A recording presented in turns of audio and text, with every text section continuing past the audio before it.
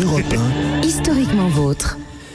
Olivier Pouls, vous nous présentez chaque jour un produit dont vous nous racontez l'origine. Aujourd'hui, c'est l'andouille. Oui. J'adore l'andouille et vous allez voir que des andouilles, il y en a un bon paquet dans tout le territoire français et pas que d'ailleurs, on en trouve dans d'autres endroits. Et d'ailleurs, vous m'avez posé tout à l'heure la question d'où vient Alors, l'expression vient du produit. Ouais, alors d'où ça vient?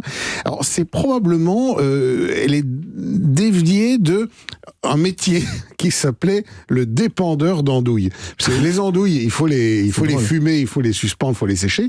Et donc il y avait des gars dont le métier était de dépendre les andouilles.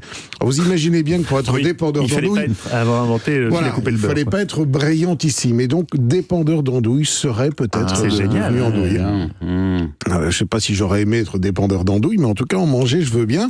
Alors l'andouille, elle est née au Moyen-Âge dans un village qu'on identifie, qui s'appelle Jargeau et qui est situé dans le Loiret. C'est là que pour la première fois on a eu donc l'idée de créer cette spécialité charcutière à base essentiellement du tube digestif du porc. C'est ça qu'il fallait avoir l'idée.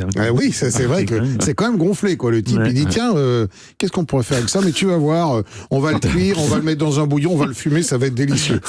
Bon, faut trouver les copains qui viennent faire les essais. Mais en tout cas, ça marche très bien parce que dès le XVIIIe siècle apparaissent un nombre incroyable de déclinaisons de recettes d'andouille qui vont devenir des spécialités régionales. Je me suis amusé à essayer les listes, je suis même pas parvenu tellement il y en a. Alors à la volée comme ça, l'andouille de Troyes, de Vire, de Cambrai, de Guémené. Alors, elles sont plus ou moins sur la même base Stéphane n'a pas l'air d'aimer beaucoup l'andouille. Ça sent si fort. Oui, ça sent bon, Stéphane. Mon cher Stéphane, ça sent bon, ça sent un peu fort, mais je rappelle avec quoi c'est fait, l'andouille. Oui, alors, le boudin, c'est pas fait avec... Le boudin, c'est du sang. Le boudin, c'est le sang. Alors c'est pas mauvais. Alors que l'andouille, elle se compose de toute la ventrée du porc, à savoir les intestins et les tripes. Et on peut, selon certaines recettes, y rajouter évidemment des épices, un peu d'alcool, du gras ou du maigre de porc. Ensuite, elles sont en général fumées, mais pas toutes. Une grande majorité des andouilles sont fumées. Elles sont cuites dans un bouillon et elles sont séchées. Alors, par exemple, la basquaise, vous imaginez bien, on y rajoute du piment de l'Espelette. Celle de R sur la Lys, dans le Pas-de-Calais, elle est aromatisée à la sauge. La Guémené, qui est l'une des plus connues, elle est fumée au bois de hêtre, elle a un extérieur qui est noir, et là, elle n'est pratiquement composée que d'intestins de porc disposés de manière un peu concentrique. Voilà. Et puis, avec une andouille, vous pouvez faire des choses. Et moi, je vous propose de faire une petite galette à l'andouille. Ouais.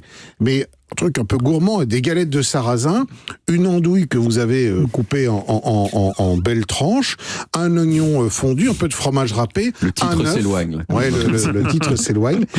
Et on vient poser tout ça sur la galette de sarrasin. On va réchauffer donc un peu l'andouille. Le fromage va fondre, les petits oignons légèrement caramélisés, un œuf qui vient enrober tout ça au final. On referme la galette et on a presque oublié, mon cher Stéphane, à base de quoi on se pince le nez et on y va. Mais non, mais franchement, alors c'est vrai, ça sent un peu. Ça sent un peu fort. Mais oui, mais le fromage, ça sent fort aussi. Enfin, c'est la vie, tout ça, mon cher Stéphane. La vie, ça sent, Stéphane. Non, mais je suis d'accord. En fait, il y a des moments où quand on sent une andouille, vraiment, ça nous. Mais c'est une odeur organique par rapport au fromage. C'est quand même plus dur à encaisser. Alors la différence quand même entre l'andouille et l'andouillette, c'est que l'andouillette, c'est dernière. Ça sent fort. Oui, ça sent fort aussi, mais c'est pratiquement les mêmes parties.